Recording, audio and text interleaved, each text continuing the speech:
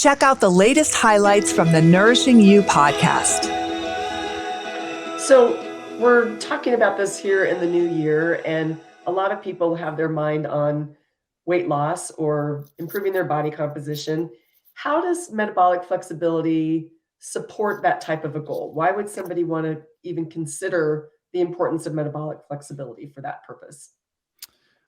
In my experience, it just makes it easier to be in a caloric deficit, right? Because a lot of people who argue, well, it doesn't matter. It's all just calories in, calories out. And yes, that's 100% true. Calories absolutely do matter.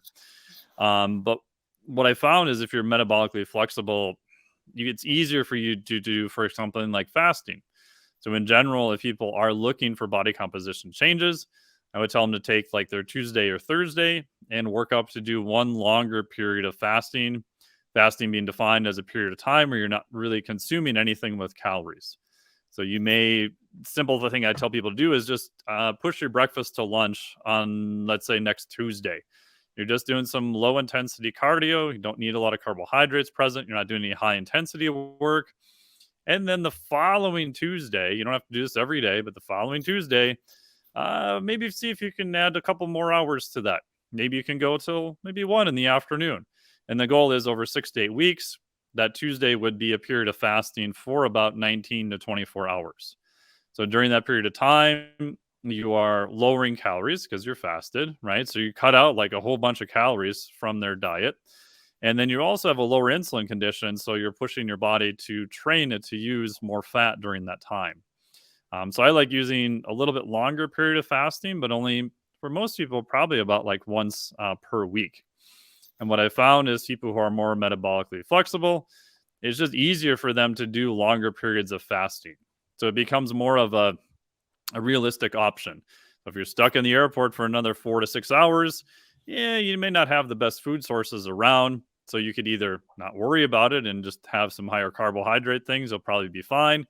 Or you're like, I don't know, I fasted for like 19 hours last Tuesday. I'm just not going to eat for 4 hours and I'll be fine. Right. So I think it gives you more options than what you would have otherwise. And the nice part is like, you're literally not doing anything else. Like you're saving money. There's no food prep. There's nothing else. So in terms of like ease of execution, there isn't really anything that's that much easier once your body is trained in order to be able to do it. If you enjoyed this short episode, check out our full library on our NANP YouTube channel, where you can catch up or learn more. Keep in mind that the information on the NANP podcast is for educational purposes only and should not be considered medical or legal advice. The NANP is not liable or responsible for any harm, damage, or illness arising from the use of the information contained herein.